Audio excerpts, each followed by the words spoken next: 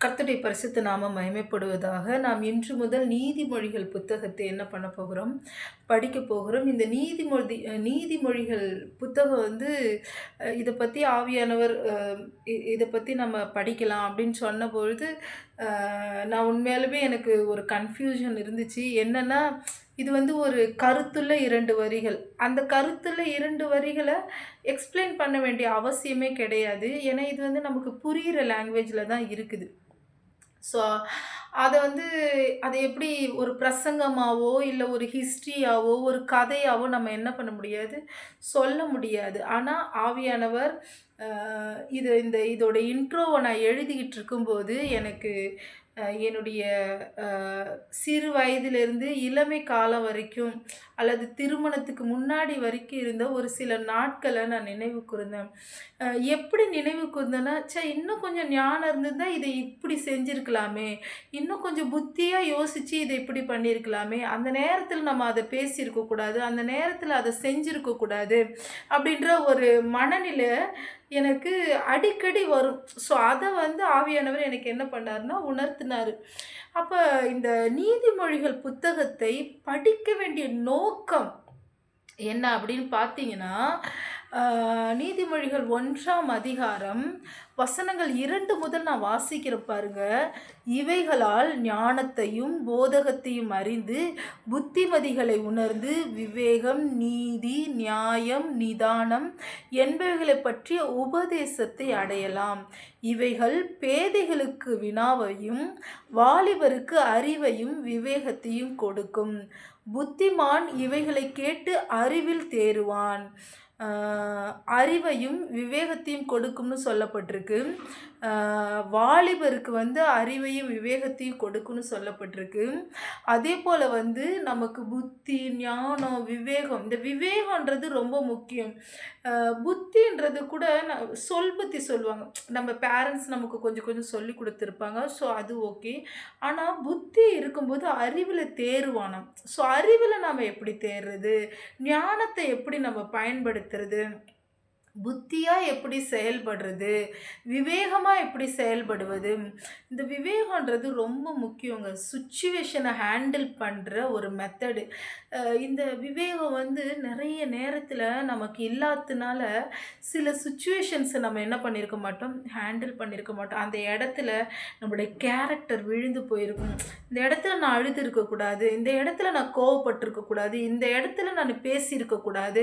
இப்படிப்பட்ட ஞானங்களை கொடுக்க இந்த நீதிமொழிகள் புத்தகம் நமக்கு உதவப் போகிறது. விசேஷித்தமாய் ஆணா இருந்தாலும், பெண்ணா இருந்தாலும் நமக்கு என்ன தேவை?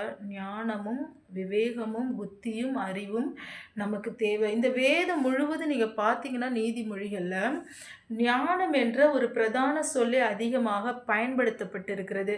இந்த புத்தகம் எழுதப்பட்ட காலம் பார்த்தீங்கன்னா, நீங்க சிம்பிளா ஞாபகம் வச்சுக்கணும்னா, சாலமோனுடைய ஆட்சி காலம். ஏன்னா, இந்த புத்தகத்தை எழுதினவர் யார்? சாலமோன். அவருடைய ஆட்சி காலத்தில தான் என்ன பண்ணப்பட்டிருக்கு? எழுதப்பட்டிருக்கிறது. இது வந்து கிபி 931ல எழுதப்பட்டிருக்கும் என்று சொல்லி வேத ஆராய்ச்சியாளர்கள் என்ன பண்றாங்க? சொல்லியிருக்காங்க. ஸோ, இந்த புத்தகம் வந்து எபிரேய கிரேக்க பாஷையில பார்த்தீங்கன்னா, இந்த புத்தகத்தின் பெயர் சாலமோனின் நீதிமொழிகள்னு தான் இருக்குது.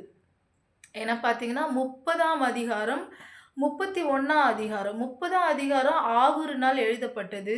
31 வந்து லெமுவேலின் தாயாகிய அவங்களுடைய போதகம். இத வந்து இந்த 2 பகுதிகள மட்டும் தான் என்ன பண்ணியிருக்காங்க, இதில இணைத்திருக்காங்க. மீதி அத்தனை பகுதிகளும் வந்து அதிகாரங்களும் சாலமோனுடைய நீதிமொழிகள் தான். ஆனா, அதில வந்து நீங்க பார்த்தீங்கன்னா, 25ஆம் அதிகாரத்திலேருந்து 29ஆம் அதிகாரம் வரைக்கும் நீங்க பார்த்தீங்கன்னா, எசேக்கியா ராஜாவினால் சேகரிக்கப்பட்ட, அதாவது அந்த நாட்கள்ல கண்டுபிடிக்கப்பட்ட சாலமோனின் நீதிமொழிகள். ஆனா, அது சாலமோனுடைய நீதிமொழிகள் தான். எசேக்கியா ராஜாவுடைய நீதிமொழிகள் கிடையாது.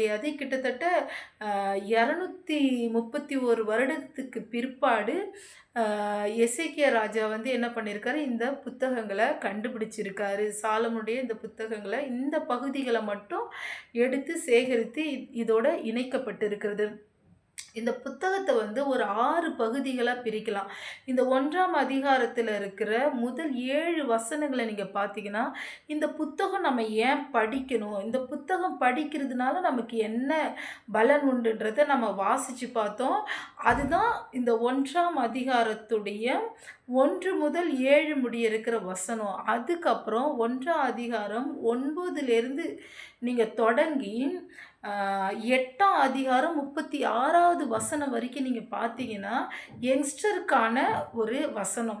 அதுக்கப்புறம் 9ஆம் அதிகாரத்திலேருந்து 24வது வசனம் வரைக்கும் பார்த்தீங்கன்னா, பொதுவான ஜனங்களுக்கான ஒரு வசனம். அதுக்கப்புறம் நான் சொன்னேன்ல ஏற்கனவே 25லேருந்து 25 வரை எசேக்கியா சேகரித்தது, 30 ஆகூரின் வசனங்கள், 31 லெமுவேலின் தாய் அவங்களுடைய உபதேசங்கள். இப்ப நீங்க பார்த்தீங்கன்னா, இந்த இந்த அ இந்த நீதிமொழிகள் வந்து நமக்கு வந்து இத நம்ம படிக்கும் பொழுது நமக்கு அந்த கோட்ஸ் ஒரு சின்ன ஊப்ஸ் இப்ப நம்ம கம்ப்யூட்டர யூஸ் பண்ணிட்டு இருக்கும்போது பார்த்தீங்கன்னா, ஒரு ஊப்ஸ் வந்துகிட்டே இருக்கும். இல்லன்னா ஏதாவது ஒரு எரர் வந்துச்சுன்னா, அந்த ஊப்ஸ் வந்து காட்டும். அது வந்து எரர்ன்னு காட்டும். இந்த நீதிமொழிகள் கூட அப்படிதாங்க. நம்மளுடைய வாழ்க்கையில, நம்மளுடைய நடக்கிற இந்த பாதையில ஒரு ஊப்ஸ் மாதிரி செயல்படும். அ இப்ப நம்ம நெனச்சுக்கங்களேன், கர்த்தருக்கு பயப்படுகிற பயம் அப்படின்ற ஒரு கேள்வி வருது. அப்ப அதுக்கு ஆன்சர் எங்க இருக்குது? தீமையை விட்டு விலகுவதே கர்த்தருக்கு பயப்படுகிற பயம். நெறைய பேருக்கு அ அ கர்த்தருக்கு எப்படி பயப்படுறது? கர்த்தருக்கு எப்படி பயப்படுறதுன்னு யோசிப்பாங்க.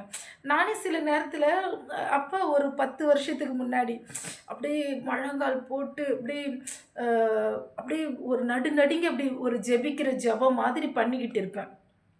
அது வந்து அது வந்து ஒரு பொய்யானது கிடையாது. ஆனா வந்து அ அதைக் காட்டிலும் மேன்மையானது என்னன்னு பார்த்தீங்கன்னா, தீமையை விட்டு விலகுவது. அப்ப நான் தவறு செய்யும் பொழுது, என் தேவன் என்னை நோக்கி பார்க்கிறார். அதாவது என் தேவன் என் மீது கண்ணோக்கமா இருக்கிற ஞானம் எனக்கு கிடைத்தது எங்கிருந்து? இந்த நீதிமொழிகள் புத்தகத்திலிருந்து. தீமையை விட்டு விலகுவது தான் கர்த்தருக்கு பயப்படுகிற பயம்ன்னு நமக்கு எந்த புத்தகம் சொல்லிக் குடுக்கிறது? நீதிமொழிகளின் புத்தகம். சில பேரு சாலமோனை குறித்து நன்றாக அறிந்தவர்கள் என்ன பண்ணுவாங்கன்னா, இத்தனை ஞானத்த பெற்றவரு, அவர் என்ன பண்ணாரு? விழுந்து போனாரு. எனக்கு அத பத்தி யோசிக்கும்போது, இயேசு வந்து சீஷர்களுக்கு சொன்னது தான். இந்த வேத பாரகர்கள், ஆசாரியர்கள், சதிசேயர், பரிசேயர் இவங்க சொல்றதெல்லாம் கேளுங்க. ஆனா, அவங்க செய்யறது போல நீங்க செய்யாதீங்க. இல்ல நம்மளுடைய விரோதி கூட நமக்கு அட்வைஸ் பண்ணும்போது எப்படி பண்ணுவான்னா, "எப்பா என்ன மாதிரிலாம் இருக்காதப்பா, நீ நல்ல விதமா நட" அப்படின்னு தான் சொல்லுவாங்க இல்லையா? இப்ப சாலமன் வந்து மிகவும் ஞானமுள்ள ஒரு மனிதன். அதற்கப்புறம் அவருடைய படுக்கையில அவர் தேவனிடத்தில மன்னிப்பு கேட்டிருந்திருக்கலாம். ஏன்னா, இத குறித்து நாம அதிகமா டிஸ்கஸ் பண்ண தேவையில்ல. ஏன்னா, ஒரு இறந்து போன மனிதர் இல்லையா? அவரை குறித்து நியாயம் தீர்க்க வேண்டியவர் கர்த்தர் தான். ஸோ அந்த டிபேட்குள்ள நம்ம போக வேணாம். நமக்கு இந்த நீதிமொழிகள் புத்தகத்தை பரிசுத்த ஆவியானவரே நம்மளுடைய வேதத்தில இணைத்திருக்கிறபடினால, இதோடைய முக்கியத்துவத்தை நாம் அறிந்து கொள்ள வேண்டும். இந்த நீதிமொழிகள் புத்தகம் நீதி நியாயங்களை நம்மளுடைய வாழ்க்கை பயணத்துல நமக்கு தேவைப்படுகிற காரியங்கள நமக்கு வந்து சுட்டிக்காட்டக்கூடிய ஒரு பகுதி தான் நீதிமொழிகள். நான் ஏற்கனவே சொன்னேன் பார்த்தீங்களா, ஊப்ஸ் நம்ம ஒரு ஒரு செயல செய்ய போறோம். இல்ல ஒரு வசனம் அப்படியே ஞாபகம் வரும் இல்லையா? இப்ப அழகா பாருங்க. சில நேரத்தில கொஞ்சம் அதிகமா நம்ம தூங்கிட்டோன்னா, எனக்கு அடிக்கடி வர ஞாபகம் தெரியுமா? இந்த இந்த தூக்கத்துக்கு பிரியமுள்ளவன் எப்படி இருப்பான்னா, இந்த அ கதவு ஆடும் பார்த்தீங்களா? அந்த மேரி. அவன் வந்து அப்படியே கால ஆட்டிக்கிட்டு அவன் பாட்டுக்கும் படுத்திருப்பான். 2வது பார்த்தீங்கன்னா, "எருமைனிடத்தில் போய் கற்றுக்கொள் சோம்பேறியே" அப்படின்னு சொல்லிட்டு. அதுக்கப்புறம் "எவ்வளவு நேரம் தூங்கிக் கொண்டிருப்பாய்? கையை இன்னும் எவ்வளவு நேரம் முடுக்கிக் கொண்டிருப்பாய்?" அப்படின்னு சொல்லிட்டு, எனக்கு இந்த வசனங்கள்லாம் வந்து அப்படியே ஒரு கோட்ஸ் மாதிரி வந்துக்கிட்டே போகும். அ கொஞ்ச நேரம் அப்படியே சோம்பலா, டயர்டா உட்காந்துருந்தேன்னா, ஸோ அந்த அந்த அந்த இந்த நீதிமொழிகள் அப்படியே ஊப்ஸ் மாதிரி வந்துட்டு போகும். சோம்பேறியே சோம்பேறியின் வயல் நிலத்த பாரு, அது முள்ளும் குறுக்குமா இருக்கும். சில நேரத்துல வீடு குப்பையா இருக்கும்போது, அப்படியே அந்த அந்த வீட்ட அப்படியே பார்த்துக்கிட்டே உட்காந்துருப்பேன். அப்ப எனக்கு இந்த வசனம் ஞாபகம் வரும். சோம்பேறியின் வயல் எப்படி இருக்குமா? முள்ளும் குறுக்குமா இருக்குமா. கர்த்தருக்கு பிரியமானவர்களே, இந்த நீதிமொழிகள் புத்தகத்துடைய மகத்துவம் என்ன தெரியுமா? நம்மளுடைய அன்றாட வாழ்க்கையில நமக்கு தேவையான ஞானத்தை கற்றுக் கொடுக்கக்கூடியது. எனக்கு இன்னும் ஞாபகம் இருக்கு. நான் 11th ஸ்டாண்டர்ட் படிக்கும்போது பார்த்தீங்கன்னா, கனகராஜ் ஐயான்னு சொல்லிட்டு ரொம்ப வயதானவர். 70 வயது இருக்கும். ஆனா பேசினாருன்னா யங்ஸ்டரே தோத்துருவாங்க. அந்த அளவுக்கு அவருடைய வாய்ஸ் இருக்கும். தேவ மைந்தன் மரித்து போயிருப்பார். எங்கள வந்து ரட்சிப்புக்குள்ள வழிநடத்தின ஒரு மனிதன், என்னையும் என்னுடைய சகோதரியையும். ஸோ அந்த அவர் வந்து என்ன சொல்லுவார்னா, நீதிமொழிகள்ல 31 அதிகாரங்கள் இருக்கு. ஸோ ஒவ்வொரு நாளும் தேதியின்படி ஒவ்வொரு அதிகாரத்தையும் நீங்க படிங்கன்னு எங்களுக்கு அந்த நாட்கள்ல சொல்லிக் குடுத்தாங்க. புரியுதோ புரியலையோ படிப்போம். டெய்லி காலையில எந்திரிச்சு ஒரு போர்ஷன படிக்கணுமே அப்படின்றதுக்காக நீதிமொழிகள் தொடர்ந்து கிட்டத்தட்ட ஒரு 10 வருஷங்களாவது படிச்சிருப்போம். ஆனா ஞாபகம் ரொம்ப எனக்கு ஞாபகம் வந்து ரொம்ப குறைவு தான். ஆனா அந்த தவறு செய்யும் பொழுது, இல்ல ஏதோ ஒரு காரியங்கள உந்தி தள்ளும் பொழுது, இந்த நீதிமொழிகள் வசனங்கள் தான் எனக்கு அதிகமா ஞாபகம் வரும். ஸோ நம்ம இந்த நீதிமொழிகள் புத்தகத்த அன்றாட வாழ்க்கையில நமக்கு பிரயோஜனமான காரியங்கள செய்யறதுக்கு நமக்கு என்ன பண்ணும்? அ உதவும். எனக்கு இந்த ஆஃபீஸ்ல ஒர்க் பண்ணும்போதெல்லாம் வந்து எப்படின்னா, நம்ம கூட இருக்குவாங்க. அவங்க வந்து அ ஒரு சின்ன போனஸா இருக்கட்டுமே, நம்மள வந்து ஏற்றி குடுப்பாங்க. "நீங்க கேளுங்கக்கா, நீங்க செய்யுங்கக்கா, நீங்க தான் தைரியமா பேசக்கூடியவங்க" அப்படின்னு சொல்லிட்டு ஏற்றி குடுப்பாங்க. நம்ம போய் கேட்டுருவோம். ஸோ அவங்க அவங்க ஏன் கேட்கல? அப்படின்ற கேள்வி நமக்கு வராது. ஏன் நாம தான் கேட்கணுமா? அப்படின்ற அந்த கேள்வி ஞானம் இல்லாதது இருக்கிறதுக்கு காரணம் என்னன்னு பார்த்தீங்கன்னா, நீதிமொழிகள்ல இருக்கிற அந்த ஞானம் நமக்கு என்ன வேணும்? தேவை. நான் ஒரு நாளு ஒரு சில காரியங்கள நினைத்து மிகவும் தேவ சமூகத்துல அழுது நான் கேட்டேன். "அப்பா எங்க வாழ்க்கையில நடக்கிற பிரச்சனைகளுக்கெல்லாம் என்ன காரணம்ப்பா?" அப்படின்னு கேட்டப்ப, ஆண்டவர் எனக்கு ஒரு வார்த்தைய சொன்னாரு. என்னால இன்னும் மறக்க முடியாது. "எந்த இடத்துலயும் நீ கேள்வி கேட்க மாட்டேன்ற." கேள்வி கேட்கறதுன்னா, மனுஷங்கள போய் கேள்வி கேட்கறதில்ல. நான் ஒரு செயல செய்றேன், ஒரு காரியத்த செய்ய விரும்புறேன், இல்ல ஏதோ ஒரு விஷயத்த நான் தொடங்க விரும்புறேன்னா, அதுல இருக்கிற கேள்விகள நான் கேட்டு பழகணும். அப்ப இங்கேயும் இந்த நீதிமொழிகள்ல பார்த்தீங்கன்னா, கேள்வி ஞானம் ரொம்ப முக்கியம். கேள்விகள் இங்க அதிகமா இருக்குது. இப்ப நான் எக்ஸாம்பிளுக்கு சொல்றேன் பாருங்களேன். இப்ப எனக்கு வந்து சிம்பிளா நமக்கு புரியிற மாதிரி எனக்கு வந்து கிறிஸ்மஸ்க்கு ஷாப்பிங் பண்ணணும். ஸோ என்ட்ட ஒரு 10,000 இருக்கு. அந்த 10,000 உட்காந்து நான் நான் இவ்ளோ ட்ரெஸ் எடுக்கணும். இவ்ளோ இது வந்து எனக்கு ஃபுட்டுக்கு செலவு பண்ணணும். இவ்ளோ விஷயம் எனக்கு காணிக்கைக்கு செலவு பண்ணணும். இது எனக்கு இவ்வளவு தேவையா? இவ்வளவு நான் செய்யணுமா? இதில எத நான் டிடக்ஷன் பண்ணலாம்? அப்படின்னு சொல்லி உட்காந்து கேள்விகள கேட்டு, அந்த கேள்விக்கான ஆன்ஸர எழுதுற பழக்கம் நமக்கு என்ன பண்ணணும்? வரணும். அ ஆண்டவர் அந்த எனக்கு பதில சொன்னதுக்கு அப்புறம் தான் எனக்கு தோணுச்சு, நம்ம கேள்வி கேட்க பழகணும். நம்ம உள்ளத்துல ஒரு செயல செய்யும் பொழுது, இல்ல ஒரு ஒரு காரியத்த நடப்பிக்கும் பொழுது, என் உள்ளத்தில நான் கேள்வி கேட்கக்கூடியவளாக இருக்க வேண்டும். அப்ப அநேக அநேக பெரும்பான்மையான விஷயங்கள் வந்து பெரும்பான்மையான தவறுகள் எங்க வருதுன்னா, கேள்விகள் கேட்காம நான் அதை செய்யும் பொழுது, அங்க என்ன பண்ணப்படுகிறது? தவறுகள் வருகிறது. தவறுகள் ஒன்றும் நமக்கு வந்து இந்த தவறுகள்னால பிசாசு நம்மள என்ன பண்ண பார்க்குறான்? டிமோட்டிவ் பண்ண பார்க்குறான். ஆனா ஆண்டவர் எப்படிப்பட்டவர் தெரியுமா? நம்மளுடைய பாவத்த, நம்மளுடைய தவறுகள என்ன பண்ணிடுறாரா? சமுத்திரத்தின் ஆழத்தில போட்டுறாராம். இந்த சமுத்திரத்த பத்தி பேசும்போது, அந்த அந்த சமுத்திரத்த வந்து நம்ம வானத்த ஆராய்ந்து பார்த்தத காட்டிலும், சமுத்திரத்த ரொம்ப கொஞ்சமா தான் ஆராய்ஞ்சு பார்த்துருக்கோமா. ஒரு 3% 5% தான். ஏன்னா, அது பயங்கர ஆழமானது. அந்த ஆழ இருக்கிற ப்ரெஷரைஸ்டை கண்ட்ரோல் பண்ணக்கூடிய அளவுக்கு இன்னும் நம்மக்கிட்ட என்ன இல்லை, டெக்னாலஜி இல்லை. சங்கீதக்காரனாகிய தாவீது சொல்லும் பொழுது சொல்கிறாரு, பூமியை ஆழத்தினால் மூடினேன். அப்போ எனக்கு ஒரு சந்தேகம் வந்துச்சு. அந்த அது அது இப்போ எனக்கு புரிகிற மாதிரி அப்போ படிக்கிறப்ப எனக்கு புரியல. அப்போ பூமியை ஆழத்தினால் நிரப்புகிறார் எனக்கு புரியல.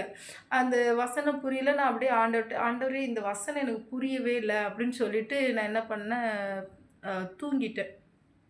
தூங்குனதுக்கப்புறம் சொப்பனத்தில் எப்படின்னா ஒரு ஒரு ஒரு கிணறு தோண்டுற மாதிரி தோண்ட தோண்ட தோண்ட தோண்ட என்ன பண்ணுது, மண் வந்துக்கிட்டே இருக்குது, மண் வந்துக்கிட்டே இருக்குது. அப்போ பூமியை என்ன பண்ணியிருக்காரு, ஆழத்தினால் நிரப்பியிருக்க. தோண்ட தோண்ட என்ன ஆகுது, ஆழம் உண்டாகிறது. அப்போ பூமியை ஆழத்தினால் நிரப்பி இருக்கிறார். நம் கேள்வி கேட்கும் பொழுது தான் பதில் கிடைக்கும். எனக்கு ஒரு சின்ன டெக்னிக் என்னன்னா, ஆண்டவர் என் கூட பேசணும், ஆண்டவருடைய சத்தத்தை எனக்கு கேட்கணும், ஆண்டவர் என் கூட நெருக்கமாக இருக்கிறத நான் உணரணும் அப்படின்னு ஃபீல் பண்ணால் நான் பைபிள்ல இருந்து தான் கேள்வி கேட்பேன். அப்போ பைபிள்ல இருந்து கேள்வி கேட்கும்போது அவர் வேதத்தின் மூலியமா அந்த எக்ஸ்பிளனேஷன் கொடுக்கலாம், வேற ஒரு ஊழியக்காரங்க மூலயமா எக்ஸ்பிளனேஷனை கொடுக்கலாம், பாஸ்டர்கள் மூலயமா எக்ஸ்பிளனேஷனை கொடுக்கலாம். சரி, எந்த இதுவுமே யாருக்குமே அந்த விஷயம் தெரியலன்னா ஆண்டவர் என்ன பண்ணுவார்னா, சொப்பனத்தின் மூலயமா என்ன பண்ணுவார், கூப்பிடுவார். சொப்பனத்தின் மூலயமா அந்த ரிடில்ஸ்லாம் என்ன பண்ணுவார், சொல்லி கொடுப்பார். கர்த்தருக்கு பிரியமானவர். ஆண்டவர் பேசுகிற தெய்வம். அவரோடு பேசி பழகிற அனுபவங்கள் நமக்கு என்ன வேண்டும். இந்த நீதிமொழிகள் புத்தகத்தில் முக்கியமான ஒரு ஒரு ஒரு விஷயத்தை நான் உங்களுக்கு சொல்கிறேன். இப்போ நீதிமொழிகள் மூலயமா நம்ம என்ன கற்றுக்குறோம், ஞானம். ஞானம், புத்தி, அறிவு, விவேகம், இது 4த்தையும் நம்ம கற்றுக்குறோம். ஆனால் இதே நீதிமொழிகளில் அதிகாரம் 3, 5, 6 படிக்கலாம் பாருங்களேன். உன் சுய புத்தியின் மேல் சாயாமல் உன் முழு இருதயத்தோடும் கர்த்தரில் நம்பிக்கையாயிருந்து. பாருங்க, உன் சுய புத்தியின் மேல் சாயாமல். அப்போ மனிதனுக்குன்னு ஒரு சுய புத்தி இருக்குது. அது கொஞ்சம் சுயமாக செல்ஃபிஷாக தான் யோசிக்கும். நீங்கள் பார்த்தீங்கன்னா இதை சாலமோனோடு கூட நம்ம கம்பேரிசன் பண்ணலாம். ஒரு காலகட்டத்தில் அவர் தன்னை சுய புத்தியின் மேலே, மனுஷனுடைய அறிவின் மேலே என்ன பண்ணிட்டாரு, சாய்ந்துட்டாரு. அப்போ ஆண்டவர் என்ன சொல்கிறாரு, ஞானம், புத்தி, அறிவு, விவேகம், இது எல்லாமே அவர் நமக்கு கற்றுக் கொடுக்குறாராம்.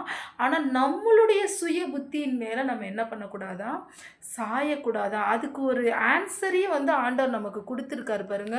3ஆம் அதிகாரம் 6வது வசனம்.